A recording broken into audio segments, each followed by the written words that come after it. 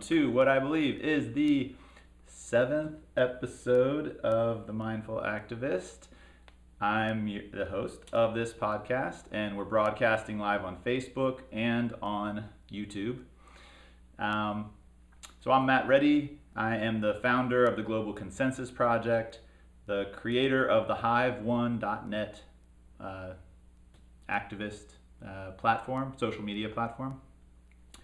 What else? And I am also an elected politician. I'm a hospital commissioner here in East Jefferson County, Washington. Today I am very happy to have a good friend of mine, Zhaleh. I've never said your last name. What's your Almaee. Almaee. Yes. So, a good friend of mine who I never call by her last name. And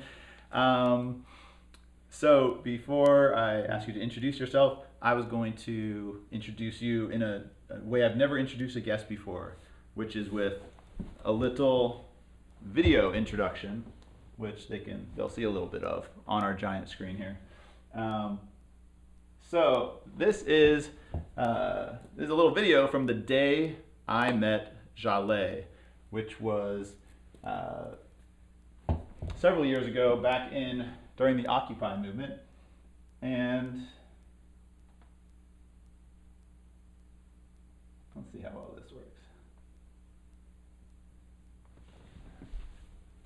I might have to I'm not sure it's fair to them to really be shown, but if you can see this is, no? It doesn't look like they can see it very well. But we have Zhaleh in a police outfit, and you'll at least get to hear some of it. Oh, we're gonna make it. Are you kidding me? I got kids at home. I'm gonna have to find more childcare. Yeah, it sucks. How's your shoulder? My shoulder is killing me. Well, when we take him down, let me do the heavy lifting. Just back me up, will you, son? All right, out go the shots. Take him down. When we edit this together, we're gonna we'll show it. Hey, we're doing a direct action. What's going on? Join us. Come over here. Okay, come join us. All right, so when this is spliced together, it will actually show the video on the screen. You'll be able to see it well. But this is a performance of,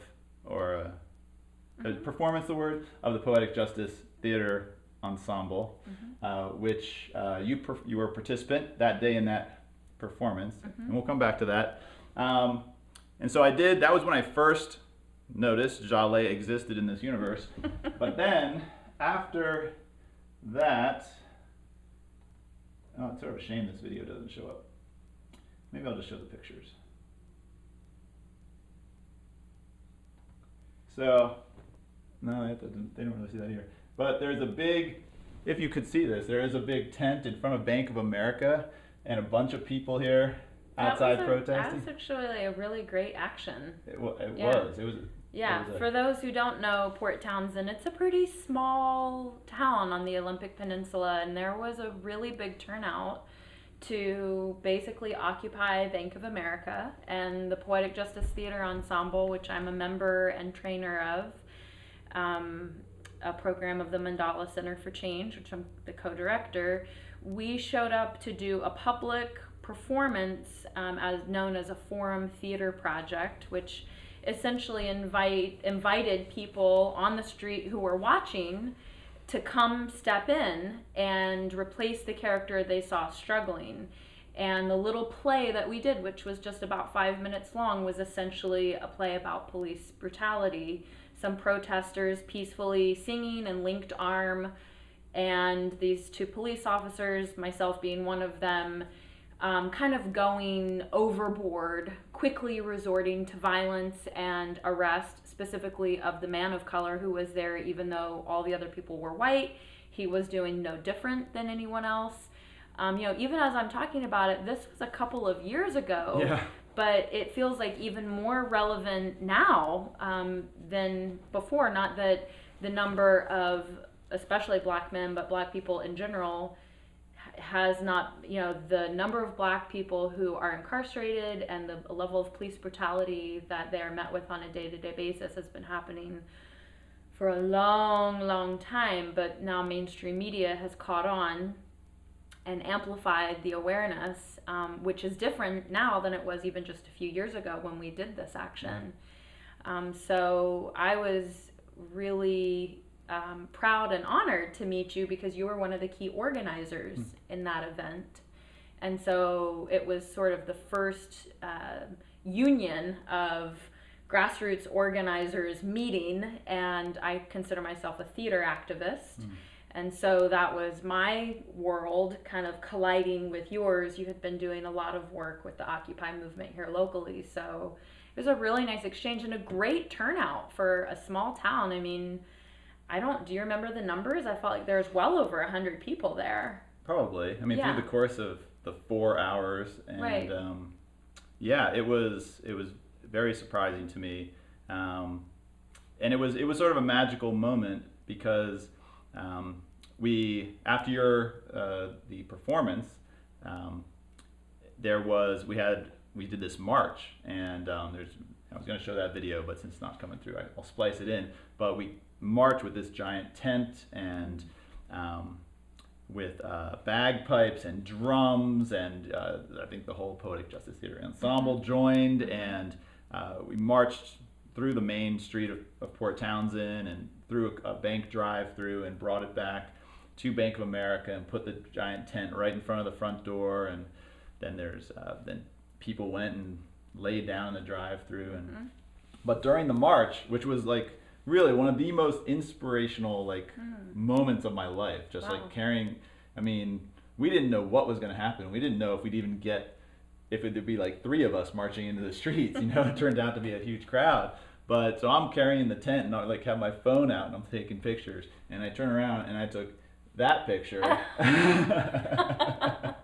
And this, I'm flipping through my pictures afterwards, and I'm like, I would like a copy of this picture for those of you who can't see it. It's me in a faux police uniform with a very smug grin on my face. Yes. I chose to keep the police uniform on because I felt kind of like a badass. I'm exercising my power there. I had my teenager's faux leather jacket on, and as a theater artist, we had the police hats. And I liked actually messing with people's perception that maybe there was a cop in the mass that was part of the action. Do you know what I mean? I mean, it was kind of pushing the edge just a little bit, and I loved that. Yeah. I loved it. I loved the idea that people could, yes, I might have been misrepresenting, but not really, because I wasn't acting like a cop. I was just walking with the hat and the coat on. So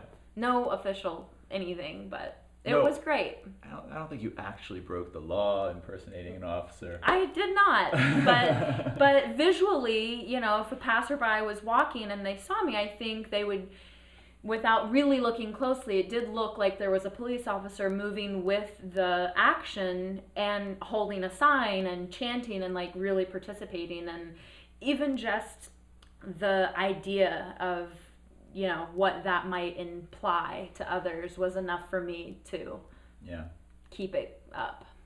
It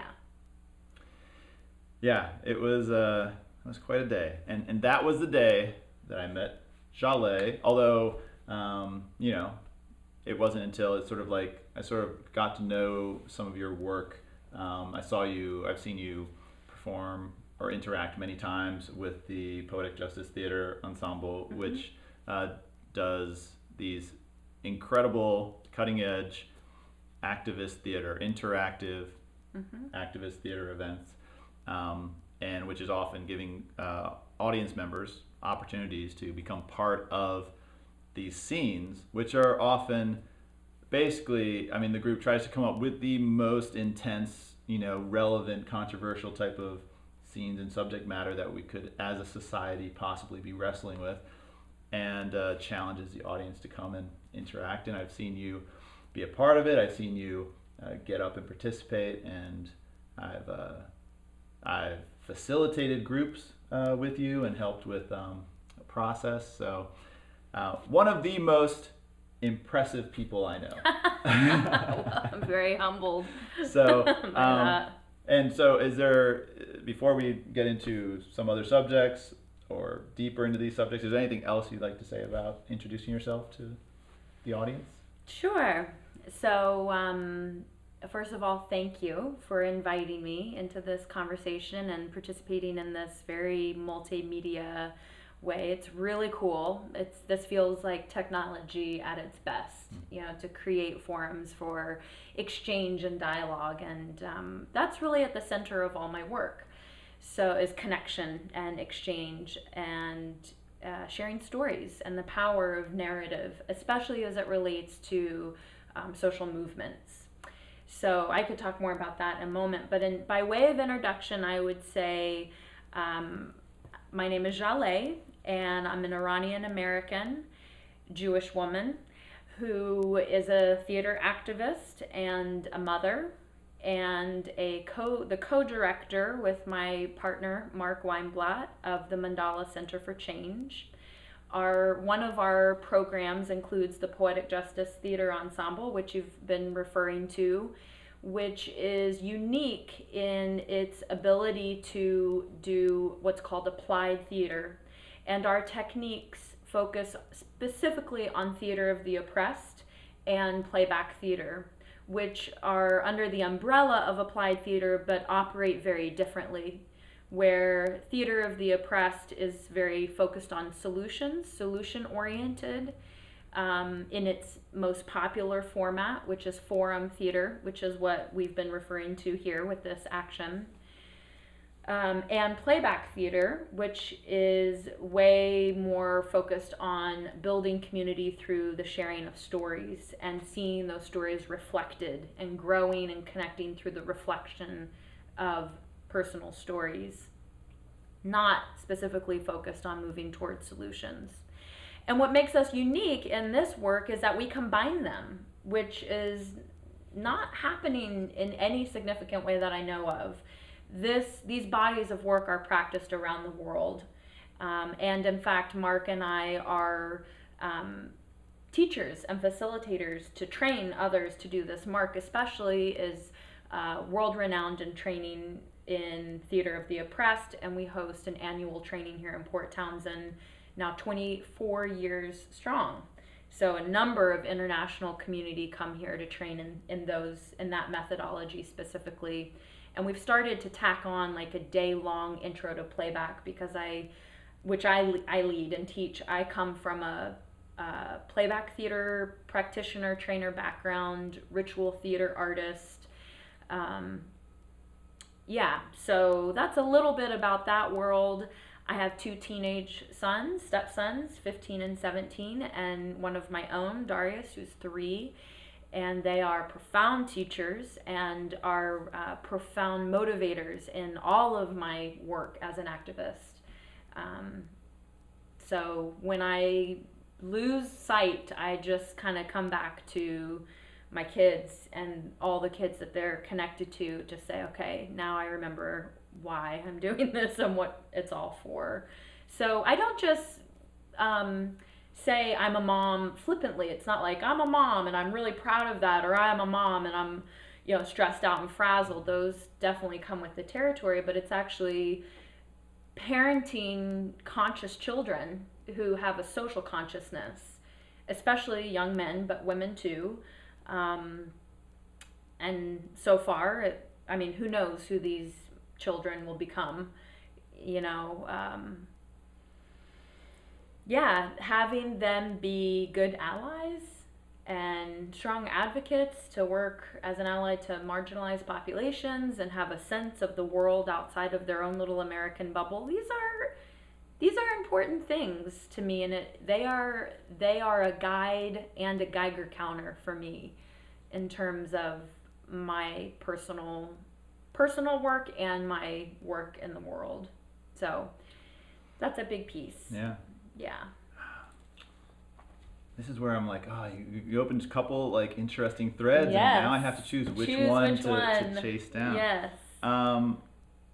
And let me just say props to anyone out there who is a parent and props to all the aunties and uncles and grandparents, because I do believe it takes a village. So I see us all in the picture, just naming my own piece in that introduction. Okay, which thread?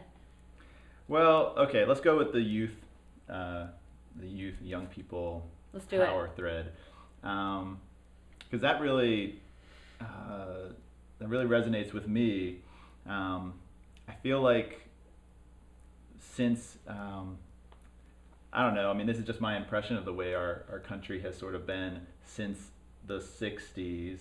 But it seems like during the 60s, at least college-age youth, college-age young people were more engaged in the massive activism that was going on around the Vietnam War.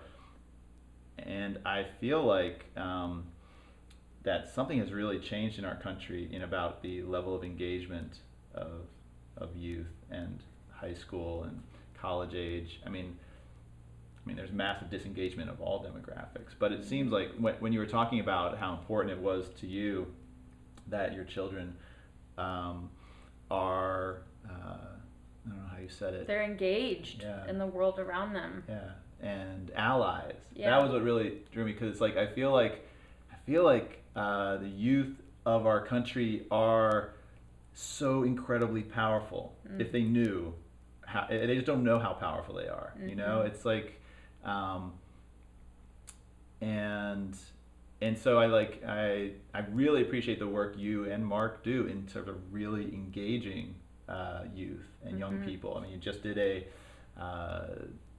big youth empowerment project, youth empowerment project. Using legislative theater, which is a different type than what I was talking about before. A fourth type of yeah, we do. It's all in the vein of applied theater. Legislative theater would fall in the umbrella of theater of the oppressed, and with youth specifically, it was it's policy making, legislation, legislative theater. It essentially invites into the audience the decision makers, the policy makers in that community related to the topic that's being explored, to witness and engage in different ways, so that at the end of the evening there is actually a voting that happen with the audience members to generate proposals and vote on proposals to actually make a change with the topic being explored. In that instance, the Youth Empowerment Project was specifically exploring schools and the education system, which we could probably spend the whole time talking about the failure of schools in this country, and the disservice it does to our young people. And so that was a really powerful and potent time. Mark and I are also very active in the community. He is a teacher at Jefferson Community School. We've set up rites of passage programs for both of the older boys. A lot of mentoring, just really trying to keep the pulse on what's needed and what's missing, and how we can help fill the gap based on our time, willingness, and skill to share and offer. Although I did want to respond to what you were saying, because to me there were two things that were coming up to me. One was, it's kind of like, where do you put your attention? So one thing I've become profoundly aware of is just the children who are being born now.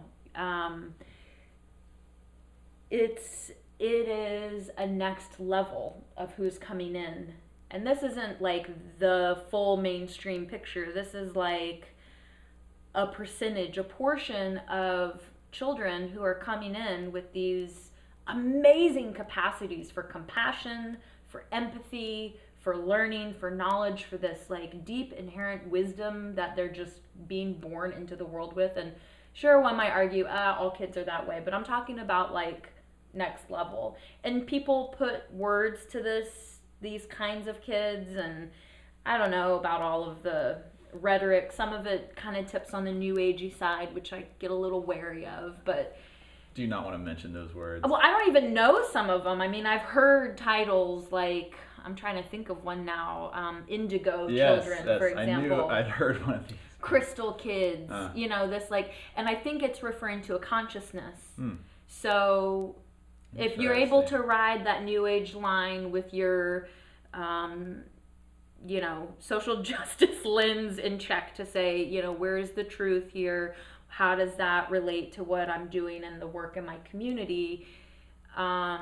Anyways, I think for me, even just bringing it up, for me, what it means is that I'm working to see that piece in every young person that I interact with, and like investigating like where is that gift.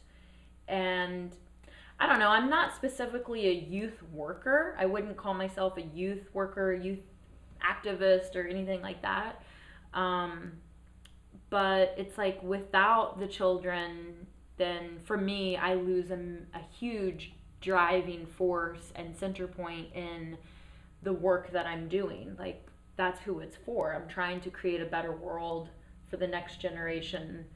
In Indigenous wisdom, you're looking 7 generations out, right? And so, yeah, I forget the other thing that came up, but it's, yeah, there's a lot to be said on how we hold our youth and what more can be done. It just depends on what angle you're coming at it, education system or, you know. Well, I mean, I just see them as, well, what really rocked my world was when I went to Hong Kong, you know, and that the umbrella revolution that was going on there, it was youth led. I mean, it was so clear, you know, I would just go to these protest sites and you'd see some of these like high school kids, and they were, you know, blocking the streets, and they were sitting under these tents and in this one Mongkok district, very crowded district, and they're blocking these 4-way, you know, intersections, and it's only like high school age kids inside. Around it, you just see the older generation just standing at the edge, and I just took photos of them, and they just like are staring at the kids. Some of them, I mean, the older they are, you know, it's like I like perceive even more levels of fear, you know, and then but also you could see like, I mean, it's like this mix of fear and admiration, and because I mean they're messing with China. I mean, love that you're bringing in the worldview, Hong Kong. I mean, it gets me thinking about Standing Rock and the youth who ran literally to DC, this thousands of miles, you know, and the number of youth currently at the Sacred Stone and Standing Rock camps who are infusing this historic movement with their leadership. It's not just their energy, but like the kids you're talking about in Hong Kong, they're putting themselves in positions that one might say in harm's way because of the clarity of passion. And when you look at Standing Rock and this movement that's happening currently in our country, you know, it is in that cultural setting, the elders are listening to the youth, right? Which sounds a little different than your experience of the fear that you saw in some of the older people in Hong Kong. And to me, there's such a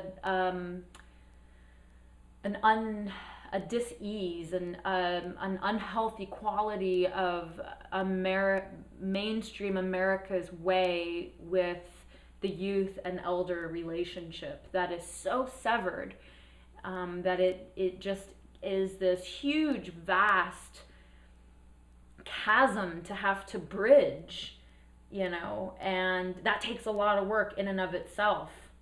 And so dialogue, you know, creating forums for us to come together and exchange ideas and supporting young leaders, and, you know. Yeah, because if you are, I mean, the youth in the United States, I mean, if you look at the way the power machinery, it's like, it's almost like it's been structured to force, you know, keep youth power in this bubble. Oh yeah. And then it's like, they're dangerous, man. They're powerful. I mean, they're powerful. The whippy government is freaking scared of them. It's a powerful force. If there's any young people out there, you better listen up, man. You're a powerful group, you know, and the government is scared of you because of how powerful you are. Yeah. It is a structure. It is a power structure that says power over, and everything goes into that, which is brilliant for something like Forum Theater to show a slice of that and then ask people in the audience to get up and try solutions. So what do we do?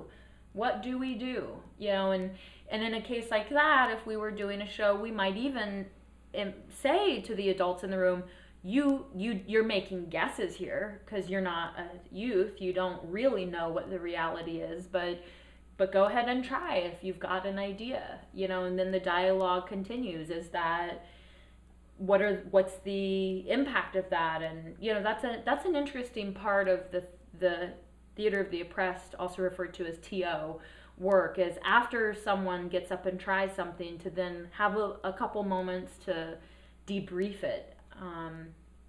Analyze it, you know, really engages the critical thinking, which, you know, the other thing we haven't mentioned related to youth is, and I believe this is part of the power over structure, is media and technology. Yeah. You know, you can't have this conversation without including media and technology as the main sources of control. And unless you've got a really freaking empowered youth, you know, who can at least see that as they're engaging with it, or make a choice not to engage with it, or engage to a different degree than their peers, you know, they become one of the flock and are controlled by the media, the messages, all the conditioning. I mean, it's a sick and twisted world. And how can we remove ourselves from the paradigm that is created around us to create a more healthy and vibrant world for ourselves and the people around us? Yeah. That's happening all the time, all over the place. But if you aren't looking for it or connecting to that, it's so much easier to get hooked into all the dysfunction and crap that isn't working, and that'll just take you right down. Yeah. It's almost impossible to keep your heart light when you're really literally being drugged down with messages that say you're not enough, you're not good enough, you're not slim enough, you're not bulked out enough, you need to buy this, you need to buy that, you know, whatever, on and on and on. So let's talk a little bit about the media, and you touched on that, because it's sort of, I mean, I see the media is one of the huge power arms of the machinery that keeps things the way they are, and it keeps power structured the way it is.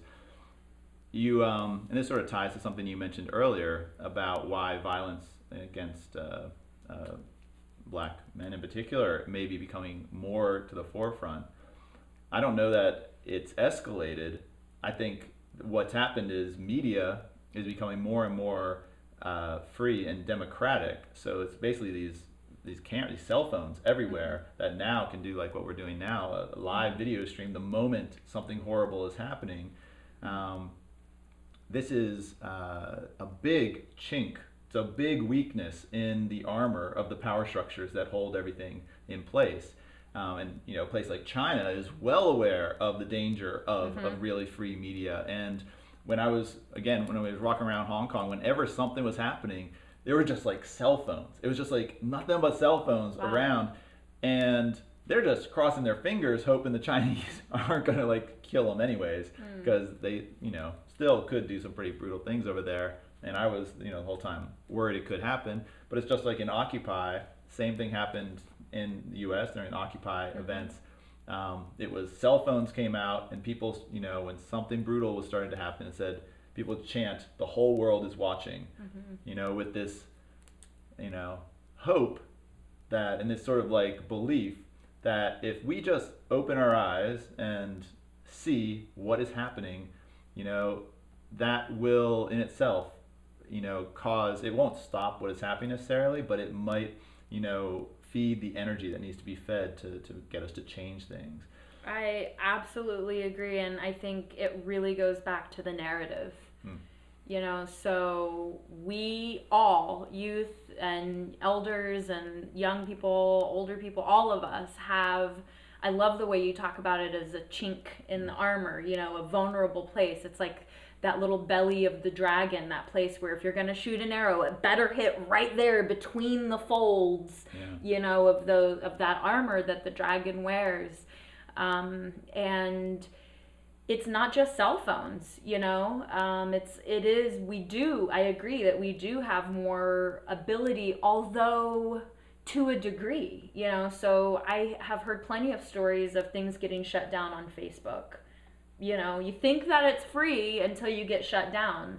Plenty of people on YouTube who have a great time going until they get a little too much attention and they get shut down, right? So, you know, for what it's worth, you know, Big Brother hasn't disappeared, right? I mean, we are, again, it's this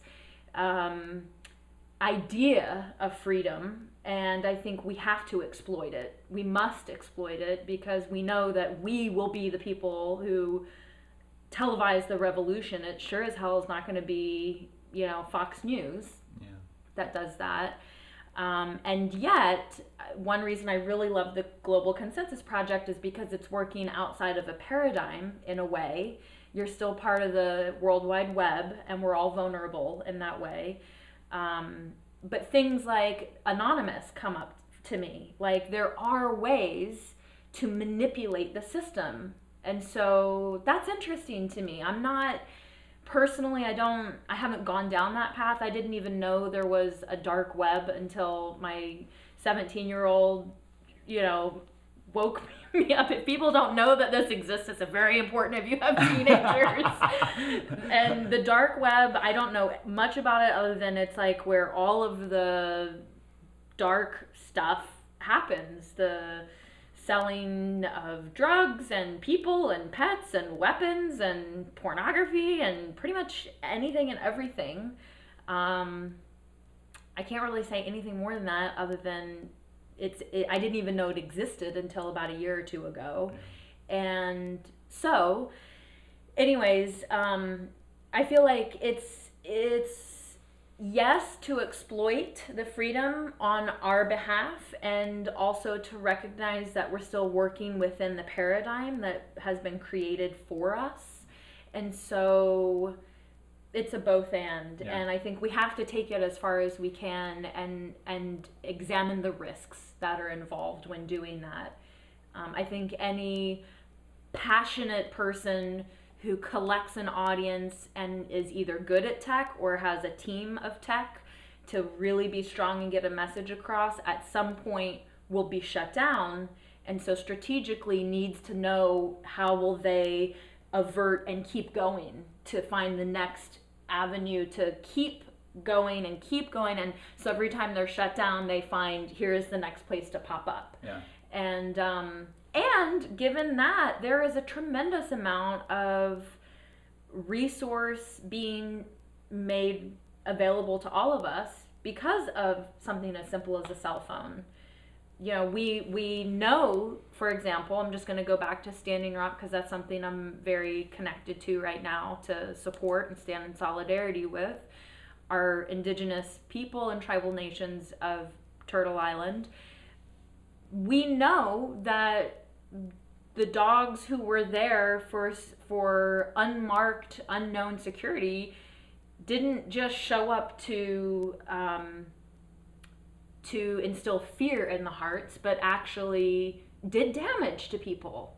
That mace was in that kid's eye, and we saw it go in, and then we saw a picture of it. You know, we saw it happening in the moment. So I love that chant, the whole world is watching, and I would love to resurrect that from the Occupy movement to be more of the norm.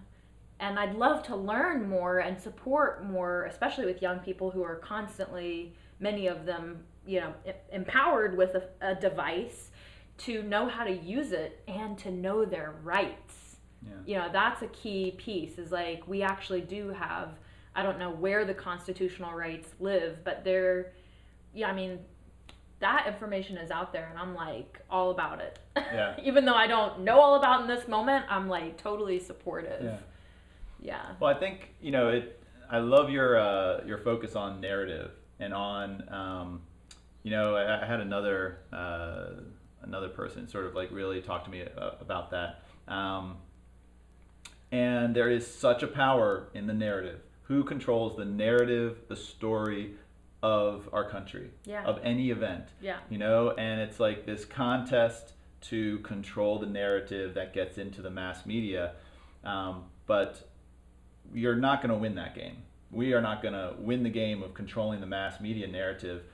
Good to play that game. You gotta do that. But what the weakness is that we flood the airwaves, the internet, with the narrative that we want to tell. It's like anyone that feels that their voice is not being heard could be heard. Could start a podcast. Could start a YouTube channel. Could go on to now. There's YouNow is a video website that anyone could just go on and start a channel and start talking about whatever they want to talk about, and Facebook Live. And I think getting more resources shared of alternative media outlets is also really helpful. Someone just turned me on to the Unicorn Riot, which I didn't know existed until quite recently. It's a very radical outlet for news, and so far in my fact checking seems accurate.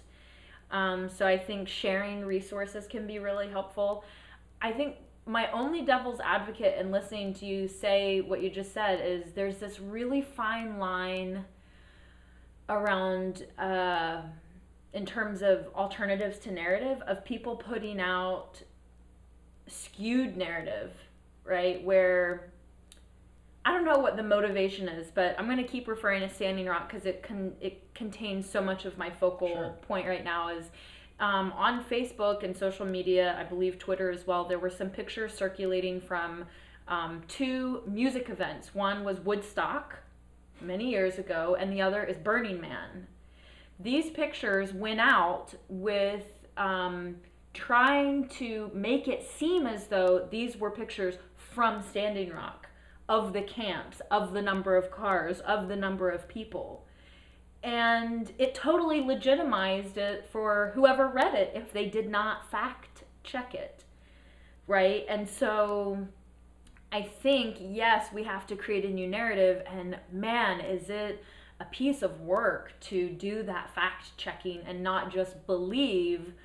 Like, it's fine to say I'm going to be opposed to mainstream media and just focus on alternative media, but then there's an extra piece of work included on that, and that is the fact checking, and that is the resource checking, and that is the, just because it's alternative doesn't mean it's true. Who's putting this out and why, who's backing them up.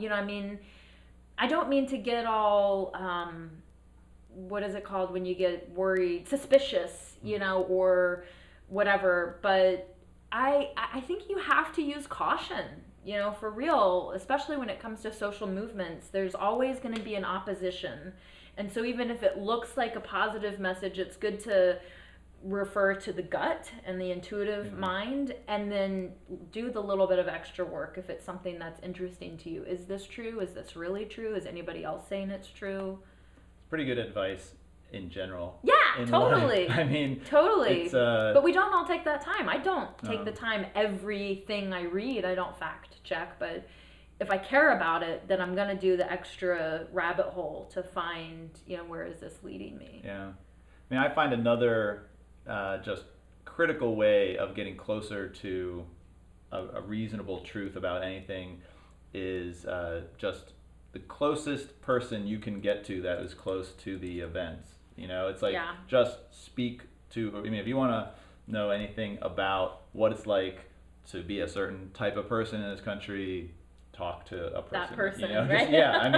If it just opens up, when you ask a person, tell me about your world, and you are so flooded with information and understanding that you don't get if you ask somebody else that is in your bubble already to tell me about what's going on over there in Standing Rock, or tell me about what it's like to be scared of the police in our country. I definitely agree. I think that's what I love about theater, is it puts people in touch with each other, so that we're not making guesses about what does a marginalized person, and when I say that, that means anyone outside of a dominant social group, right? So whether you like it or not, you know, some systems might put you at the top, you know, white male, cis, right? Your gender matches your presentation in the world, cis male. And what is cis? Cis, CIS. So it's a terminology used to recognize, does your presentation, does the bodysuit that you have match the gender presentation? So do you present as a man? Do you follow the binary? Do you follow the cultural, I was going to say cultural norm, but you know, the cultural norms are changing. I went to a doctor appointment this morning and filled out, you know, male or female, and I told the lady, I said, wow, your form is really out of date. And she said, really? I said, yeah, the last form I filled out, there were at least 4 options on gender, you know, because there's just this huge movement around the whole attitudes and beliefs. I mean, the bathroom, you know, signage, and just as one little piece that's in our, you know, ethers right now. Gender nonconformity, you know, and we have, that's a whole nother level of educating ourselves. But you want to know what it's like for someone who is trans or operating outside of the gender norm, you're sure as hell going to make a lot of guesses until you actually go to someone and ask, what is your story? What's life like for you? You know, I just love storytelling for that reason. I love bringing people together in a forum where there's actors in service. You know, it's like this, it's that little bit of a bridge that happens when maybe there's a little social awkwardness to ask a certain question or whatever it is. You know, we're all in the room together and we have questions about each other, and we're all carrying these vast life experiences and wisdoms. And, you know, you get a prompt at the top of a show for 2 hours, you know, a facilitator puts out a prompt, someone answers it, and then that leads to another reflection, and someone says, oh, that makes me think of this in my life, and they share, and someone listens and says, oh, that I relate to this piece in their story, and it brings that story in, and it's just one after the other. And in playback theater, we call it the red thread, that thing that starts to connect us. It's the humanity, you know. It's like, none of us on the planet escape the need to be seen and heard. No one. Does anyone escape the fear of being humiliated? You know, man, I don't know about that. I mean, humiliation comes with the territory sometimes, but I don't know. I you know, playback theater, it's not always deep and serious stuff. I mean, life has to have the happy, light, beautiful, memorable, enthusiastic, joy exuding out of all your pores moments to put into context the deep, dark despair. You know, we wouldn't be right without the full range. And even when we struggle in expressing the full range of our lives, that's still noteworthy. I mean, the humiliation might be an internal thing. I don't know, maybe it's I can't say, but you know, I just believe you just gotta, I just accept folks wherever they're at. You know, it's not my job to judge. It's, we all have a journey that we're on. So well, maybe you can answer this question I've been wondering about all my life. Whoa, no pressure. So whenever I do something that I find really humiliating, and I'm usually laying in bed thinking about it over and over again, I tell myself, other people are laying in bed thinking about what they did that humiliates them. They're not, no one is sitting around with a notebook of my humiliating events, and they're not like all replaying it. It's no, like, after, nobody cares. You're is your that own true? Worst enemy. Am I telling myself the truth? Nobody's paying attention? And am I ruining that by videotaping myself and sharing it with the world? You know, we are our own worst enemies. I mean, that's a platitude that has some truth to it. I certainly am not tracking your most humiliating moments. You're not? Okay. And I'm also not spending time laying in bed thinking about the humiliating moments of my day. I do reflect on what could I have done differently, pretty much on all things of my life. Humiliation is that's a funny thing. Embarrassment's probably the word. Yeah. I don't know. Yeah, I look back and I'm just like, did I really say that or do that? Yeah, I've learned to be really gentle with myself, because I'm gonna mess up a lot, I'm gonna mess up. Yeah. I mess up so many times every day, and I think it slows me down. Unless it's a really big mess up, the little mess ups, I'm learning and affirming in myself how to, take it in stride, to notice the learning, integrate, and keep moving, and not let that slow me down too much, because I don't feel like I have time. I feel I feel the urgency of the world around me, and I want to respond to it from a really grounded place. And so if I get too head trippy on myself, it takes me out of the process, and then I get it's easy to spiral out for me. Yeah. And so I think having good people close to me who can reflect back, who I can check in with, hey, I said this stupid thing, can you give me some feedback on that? I mean, in a way, it's a great segue to talk about allyship, because it's like, if I said something that was upsetting to, for example, a person of color, like, I want to check in on that. There's a little thing popping up on the screen. That was a text message on my phone. Okay. Yeah, I want to reflect on my actions, my behaviors, my words. I want to reflect on that, whether the person is going to call me out or call me in. This different way of being, calling someone out in a public setting, hey, that's not okay, or calling in, privately, saying, hey, something happened, I need to process with you. If that never happens, but I have that little niggly, like, I wonder, was that okay?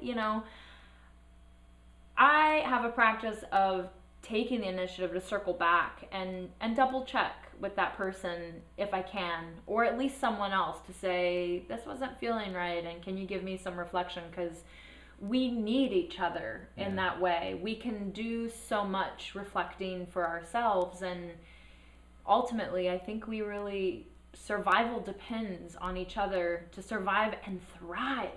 I like to focus on the thriving part, but the baseline of survival is putting myself in a circle of people who I trust, I admire, who I can learn from and also share my gifts with, who I create enough trust to be able to go and have these, like, I share a humiliation moment and actually get some honest feedback. Yeah. So embarrassment, humiliation, jealousy, those are strong teachers. And so I want to slow down and reflect and integrate when those things circle around. Yeah, I hear you. And you're reminding me, it's kind of the strategy I've been using with this podcast, is I'm starting with a circle of allies and friends, and sort of to build up, my momentum and my confidence as I, expand the conversation to eventually to include every voice I possibly could include in this conversation, this dialogue, and trying to figure out how do we make the world a better place. And a lot of those voices and a lot of those people are very challenging and draining for myself, at least sometimes, to the people you don't know outside of your ally circle. I'm a politician, so I interact with politicians. I mean, huge egos, not just on the board that I sit, but we interact with representatives and senators. I love your honesty, Matt. And they are, and it is a weird thing interacting with people that believe they have power in the world and they are important and their opinion's important and they feel comfortable talking down to you or raising their voice to you, or just being incredibly rude in other ways. And that is just not what my community is like in this world. That is Thank not the type goodness. of people that I interact with, other than my dad. But it's like that's the world of politics. Everyone's acting like my dad. But yeah, we cruise through the time. Yeah. Yeah, I mean, are we at 5 past? 5 past 2. All right. Well, can I ask you one more juicy question that I've asked previous Juicy guests? question, yes. Here it comes. Juicy question. Juicy question. So it's about the power of violence and the power of violent communication or the threat of violence.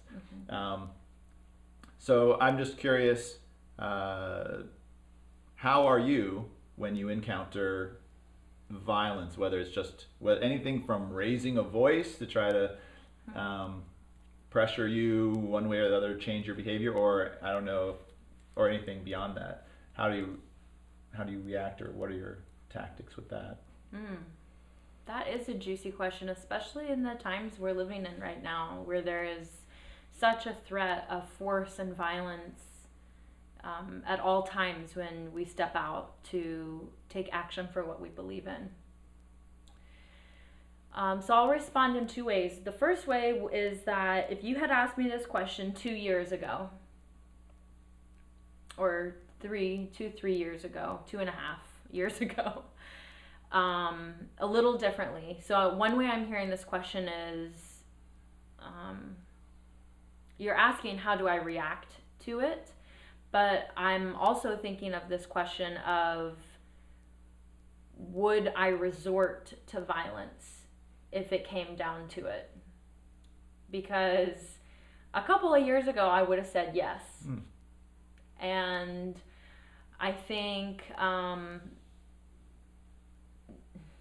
it's interesting to self-disclose in this way, because it's been a real journey to recognize, and this is kind of going back to your question, the effect and impact of violence on me.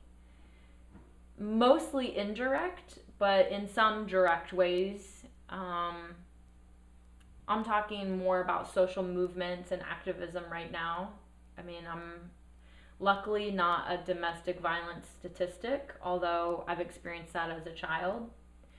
I feel safe in my home and in my community, so I'm not facing violence on a daily basis, and I recognize the privilege that I have in that way.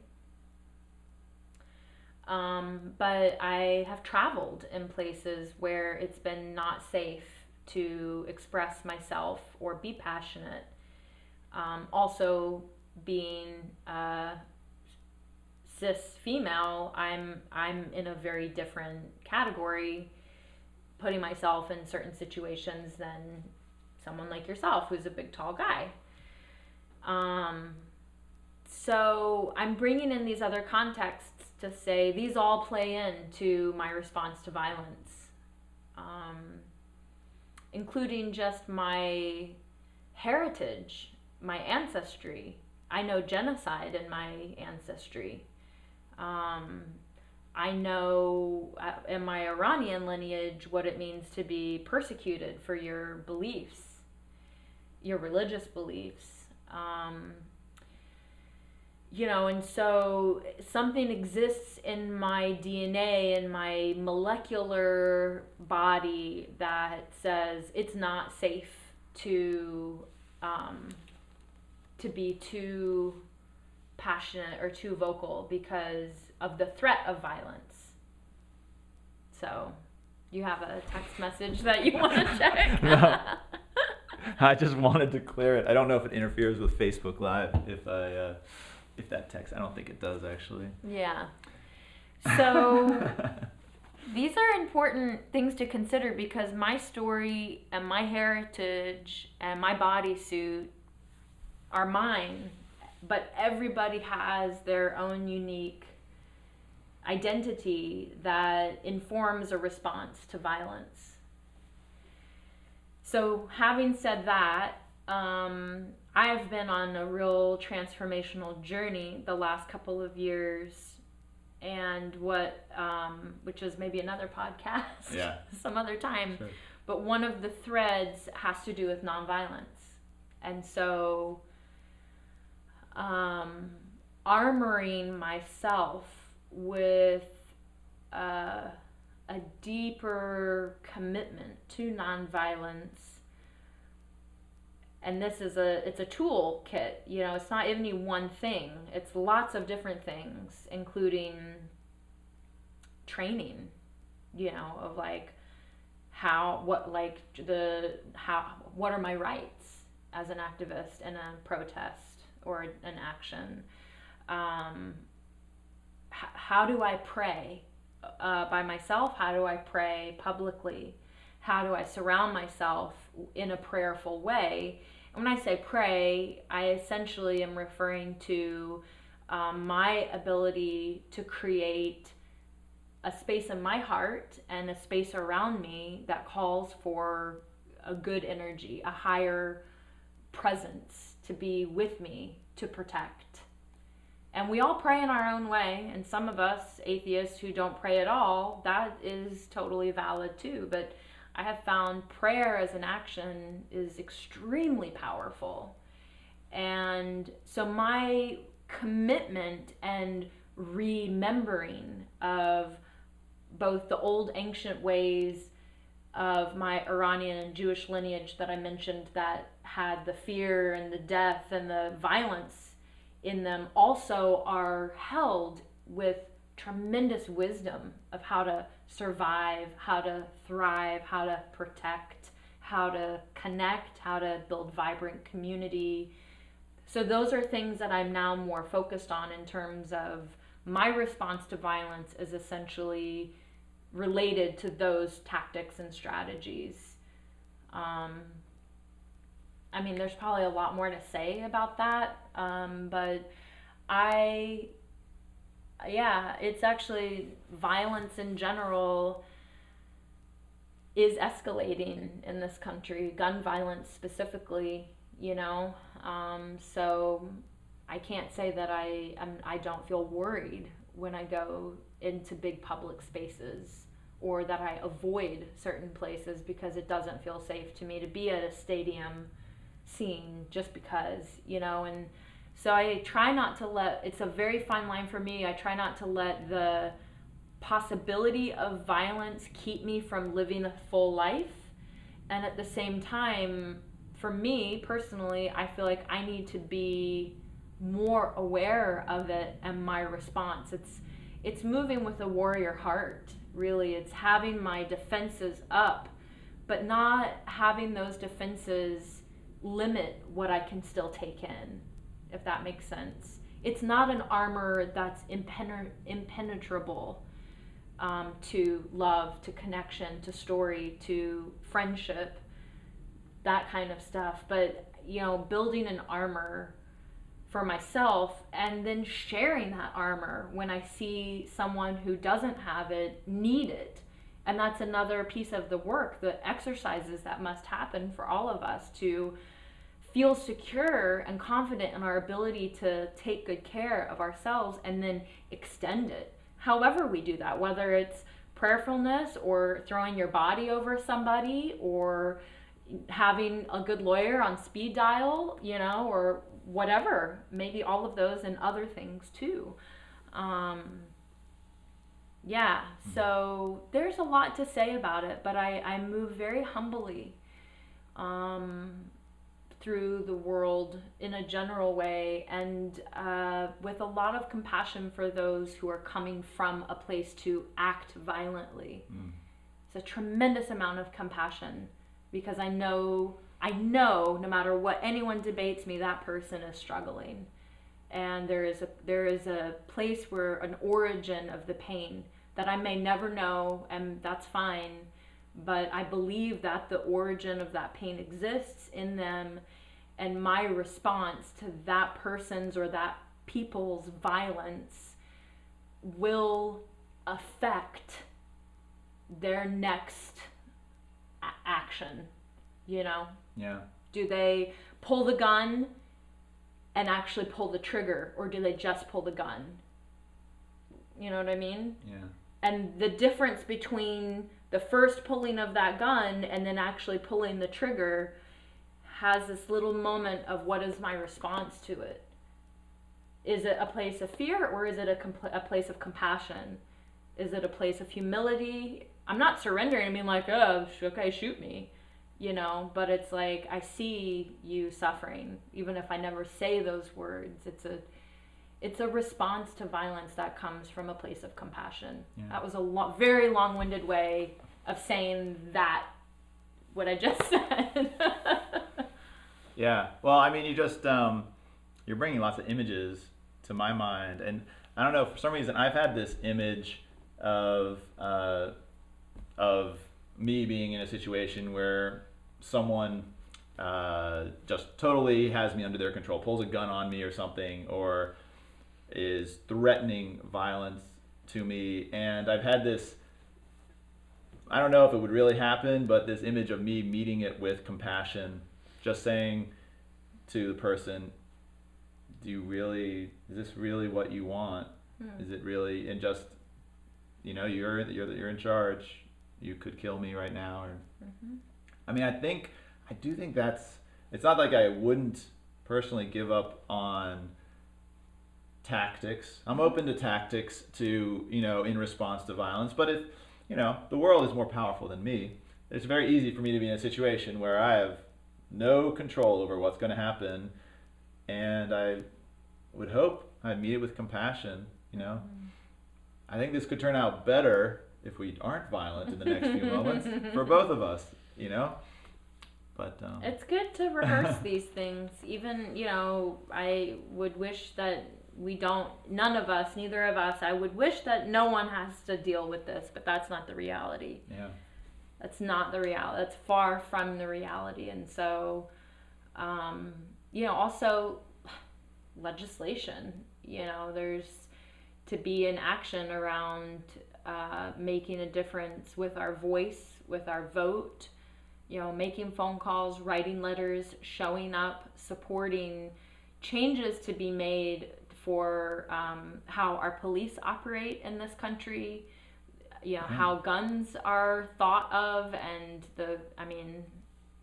NRA's got a lot of money, so we're up against, you know, a pretty big beast there, a lot of deep pockets. Yeah. But if we just say, well, it's too big and it's just a violent world, then that feels like a defeatist attitude, you know, and so I want to be both strategic but also realistic. You know, I pray that I never get held to gunpoint, and that may be the case for me as a light-skinned woman, but I know that's not the case for most people of color in this country. Will not have that luxury of not ever having violence acted upon them, whether it's a police or not. It doesn't even matter, you know. And so I think it's important, like I was saying, to know how to extend protection and be active in our legislation and solidarity to change the culture of violence that we live in. It is a culture of violence. It has to change, and it must. And it is, but you know, again, there's an urgency there. That's very, very key to the next generations coming.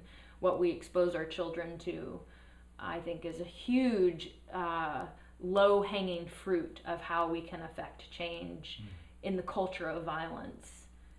And that's something as simple as, you know, what are you exposing them to? TV, movies, video game-wise. What is the language you're using? Is it filled with profanities or anger and rage? Those are also could be considered violent. You know, so, you know, starting where we can affect change and keeping sight of the work that needs to be done on the other levels. Yeah. To both end. Yeah. Just talking about the world today. Just talking about the world. Well, we have cruised past our 1 hour mark pretty well. Is there anything else you would like to say to the universe before we wrap up? To the universe. Yes. Well, it looks like there's a couple of people on that I'm seeing Oh, we could check to see if they were. on the side there. Indeed, one relative, I believe, of yours. Okay. All right.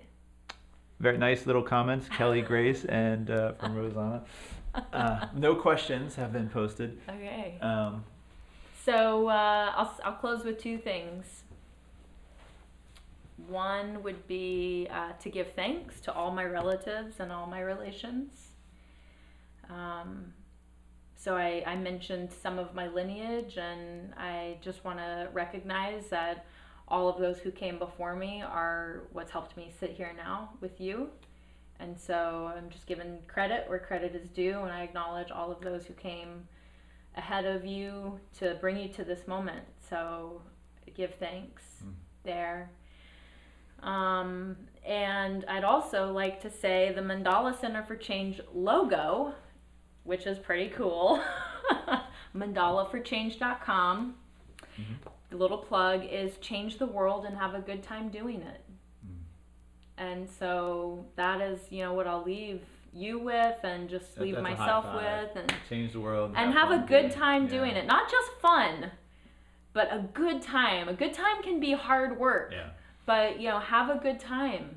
That to me, that includes take care of yourself, take care of each other, find ways to nourish along the way, so that we're having, you and I and we, the collective, are having a good time changing the world.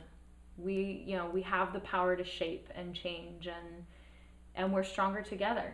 So let's do it. Let's do it. Let's do it. All All right. right. Now, everyone out there, Go change the world. You do your part. And have a good time doing it. Yeah. Then you come back and you can be a guest on the show. Yeah. Tell us, That's great. Thank you for holding space and your good questions. And Thank you. Do you ever want to be a guest host? I would love to. You can host, and so you could be interviewed by me or Zhaleh. Yeah. You can request. Maybe next time I'll interview Matt. Has Sure. anyone interviewed you? Not on my show. Okay. Yeah. So there you have it. Yeah, that could be your warm up. Yeah. Cool. Okay. All right. So cue the disco music to end the